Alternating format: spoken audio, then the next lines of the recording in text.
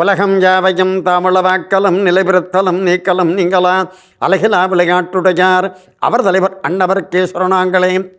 அன்பிற்கினிய Sun TV நேயர்கள் அனைவருக்கும் வணக்கமும் நல்வாழ்த்துக்களும். அன்பர்களே, இன்று வைகாசி 16 28/5/2024 செவ்வாய்க்கிழமை திருவோண நட்சத்திரத்தோடு அமைந்திருக்கக்கூடிய இந்த அற்புதமான நாளில் உங்கள் அனைவரையும் நம்முடைய சிறப்பான ஆலய வழிபாட்டு நிகழ்ச்சிக்கு அன்போடு வரவேற்கின்றோம். அனைவருக்கும் நல்லதே நடக்க வேண்டும் என்ற பிரார்த்தனையோடு நாம் நிகழ்ச்சியை தொடங்குகின்றோம். அன்பர்களே, இன்றைய தினம் திருவோணம் சிரவணம் என்ற காரணத்தால் பெருமாள் வழிபாடு, அதிலும் வெங்கடேச பெருமாளுடைய வழிபாடு என்பது நமக்கு பல நன்மைகளை தரக்கூடிய வழிபாடாக அமையும். அந்த வகையில் நம்முடைய சென்னையிலேயே சைதாப்பேட்டையில் அருள்பாலித்து வரக்கூடிய ஸ்ரீ பிரசன்ன வெங்கடேச பெருமாள் ஆலயத்தை, அந்த பெருமாளை இன்றைக்கு நாம் தரிசிக்க இருக்கின்றோம். இங்கு இருக்கக்கூடிய தாயார் அற்புதமான வரப்பிரசாதியாக அலமேலுமங்க தாயாராக அருள்பாலித்து வருகின்றார். அன்பர்களே, இந்த ஆலயத்தில் இருக்கக்கூடிய தாயாரை பார்த்தீங்கன்னு சொன்னாக்க சேவிக்கின்ற பொழுது அந்த தாயாருடைய திருமுகத்தில், திருவல்லிக்கேணி பார்த்தசாரதி பெருமாளுடைய திருமுகத்தில் எப்படி வடுக்கள் இருக்கின்றதோ அதை போல இந்த தாயாருடைய திருமுகத்திலும் அந்த திருமுக மண்டலத்திலும் வடுக்கள் இருப்பதை காணலாம். அதற்கு என்ன காரணம் என்று சொன்னால், இந்த பெருமாள் பிரதிஷ்டை செய்யப்பட்டதற்கு பிறகு தாயார் தனிச்சன்னதியில் பிரதிஷ்டை செய்யப்படாமல் தான் இருந்தார். தாயார் சன்னதி இல்லாமல் தான் இருந்தது. ஆனால் ஒருவருடைய கனவில் இந்த ஆலயத்திலே ஒரு புற்று, அந்த புற்றுக்கு கீழே நான் மறைந்திருக்கின்றேன் என்று தாயார் உணர்த்த, அந்த அடிப்படையில் புற்றை தோண்டி பார்த்தார்கள். பூமிக்கு கீழே தாயார் கிடைத்தார்.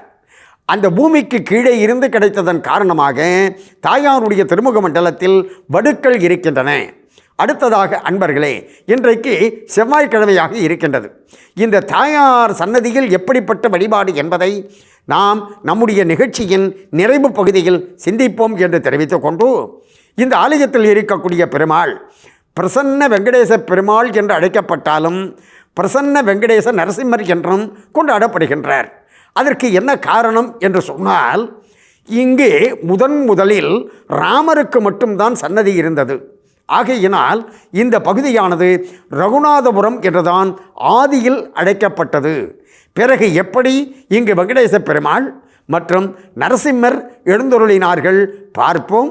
அதற்கு முன்பாக சைதை பிரசன்ன வெங்கடேச பெருமாள் ஆலயத்தில் பெருமாளுக்கு நடைபெற்ற திருமஞ்சனத்தை இப்பொழுது நாம் சேவிப்போம். இன்றைய தினம் செவ்வாய்க்கிழமை திருவோண நட்சத்திரத்தோடு அமைந்திருக்கக்கூடிய நாளில் நம்முடைய சைதாப்பேட்டையில் அருள்பாலித்து வரக்கூடிய ஸ்ரீ பிரசன்ன வெங்கடேச பெருமாள், அதாவது பிரசன்ன வெங்கடேச நரசிம்மர் என்றும் அழைக்கின்றார்கள், இந்த பெருமாளை, இந்த ஆலயத்தை இன்றைக்கு நாம் தரிசித்து கொண்டு இருக்கின்றோம். அதாவது இங்கே பிரசன்ன வெங்கடேச பெருமாள் எப்படி எழுந்தருளினார் என்பதை நாம் சிந்திக்க தொடங்கிய நேரத்தில் ஆரம்பத்தில் இங்கு ராமபிரானுக்கு மட்டும்தான் சன்னதியானது இருந்தது என்றே பார்த்தோம். அந்த ராமர் சன்னதியிலும் பார்த்தீர்கள் என்று சொன்னால் ஒரு விசேஷமான சிறப்பு அம்சமானது அமைந்திருக்கின்றது. மூலஸ்தானத்தில் இருக்கக்கூடிய ராமபிரான் எப்படி என்று சொன்னால் கல்யாண திருக்கோலத்தில் நமக்கு காட்சி தருகின்றார். அதாவது சீதா பிராட்டியானவள் அப்படி வலது பக்கத்தில் இருக்க, அங்கு ராமபிரான் கல்யாண திருக்கோலத்தில் கல்யாண ராமனாக நமக்கு அருள் புரிகின்றார். உற்சவமூர்த்தி ராமபிரானை நாம் தரிசிக்கின்ற பொழுது நுணுக்கமாக கவனித்தோம் என்று சொன்னால், இங்கு சீதா பிராட்டியானவள் இடது பக்கத்தில் இருந்து பட்டாபிஷேக ராமனாக, பட்டாபி ராமனாக நமக்கு தரிசனம் தருகின்றார். எனவே இந்த ஆலயத்தில் வந்து இந்த ராமரை தரிசிக்கின்ற பொழுது கல்யாண கோலத்திலும் தரிசிக்கலாம், அதற்கடுத்ததாக பட்டாபி ராமனாக பட்டாபிஷேக கோலத்திலும் தரிசிக்கலாம். இப்படி ராமருக்கு மட்டும் முதலில் ஆலயமானது இருந்தது, சன்னதியானது இருந்தது. எனவே ரகுநாதபுரம் என்று அழைக்கப்பட்டது என்று பார்த்தோம் அல்லவா. இந்த பகுதியை சார்ந்த பக்தர் ஒருவர் ஏறத்தாழ ஒரு 1000 ஆண்டுகளுக்கு முற்பட்ட வரலாறு. அவர் என்ன செய்வார், நேராக திருமலையிலே சென்று பெருமாளை வணங்குவார். அதே மாதிரி சோளிங்கரிலே சென்று நரசிம்ம பெருமானையும் வணங்குவார். அவருக்கு வயது முதிர்ந்ததன் காரணமாக அவரால் திருமலைக்கு செல்ல முடியவில்லை, சோளிங்கருக்கும் செல்ல முடியவில்லை. அப்பொழுது அவர் கனவிலே பெருமாள் தோன்றி, நீ கவலைப்படாதே, உனக்கு நான் இங்கேயே திருவேங்கடமுடையானாகவும் சோளிங்கர் நரசிம்மராகவும் காட்சி தருகின்றேன் என்று அப்படி திருவாய் மலர்ந்து அருள அந்த அடிப்படையில் இங்கு மூலஸ்தானத்தில் பெருமாளை பிரதிஷ்டை செய்தார். அவருடைய மனதில் இப்படி செய்ய வேண்டும் என்று பிரசன்னம் தோன்றிய காரணத்தினாலே பிரசன்ன வெங்கடேச பெருமாள் என்று இந்த வெங்கடேச பெருமாள் அழைக்கப்படுகின்றார். அந்த வெங்கடேச பெருமாளுக்கு அடிவாரத்தில் பார்த்தீர்கள் என்று சொன்னால் நரசிம்மர், அதாவது சிங்க முகத்தோடு இல்லாமல் சாதாரணமாக சாந்த முகத்தோடு நரசிம்ம பெருமானாக அருள்பாலிக்கின்றார். எனவே அவர் அழகிய சிங்கர் என்று அவரை பூஜிக்கின்றார்கள். இங்கு வெங்கடேச பெருமாளுக்கு பூஜையானது நடைந்தவுடனே அந்த அழகிய சிங்கருக்கும் திருவாராதனம் பூஜையானது நடைபெறுகின்றது. இப்படி டூயின் ஒன்னாக திருமலைக்கு சென்ற ஒரு பலனும் சோளிங்கருக்கு சென்ற பலனும் எங்கு நமக்கு கிடைக்கின்றது என்று சொன்னால் இந்த சைதை பகுதியில் அருள்பாலித்து வரக்கூடிய பிரசன்ன வெங்கடேச பெருமாள் ஆலயத்தில் கிடைக்கின்றது என்றால் மிகையில்லை என்று தெரிவித்து, அண்மையில் நடைபெற்ற சித்திரை திருவிழாவில் நடைபெற்ற கருட சேவை காட்சியை இப்பொழுது நாம் தரிசிப்போம். பாருங்கள் அன்பர்களை, திருவோண திருநாளாக இருக்கக்கூடிய இந்த நாளில் நாம் நம்முடைய சைதாப்பேட்டையில் அருள்பாலித்து வரக்கூடிய ஸ்ரீ பிரசன்ன வெங்கடேச பெருமாள் ஆலயத்தை இன்றைக்கு நாம் தரிசித்து கொண்டு இருக்கின்றோம். அதாவது இந்த பெருமாளுக்கு அண்மையில் நடைபெற்ற சித்திரை திருவிழாவின் சிறப்பு தொகுப்பில் இருந்து நாம் சென்ற பகுதியில் கருட சேவையை தரிசித்தோம். இப்பொழுது நாம் தரிசிக்க இருப்பது என்ன என்று சொன்னால் ஹனுமந்த வாகனத்தில் பெருமாள் எழுந்துள்ளக்கூடிய காட்சியைத்தான் இன்றைக்கு நாம் தரிசிக்க இருக்கின்றோம்.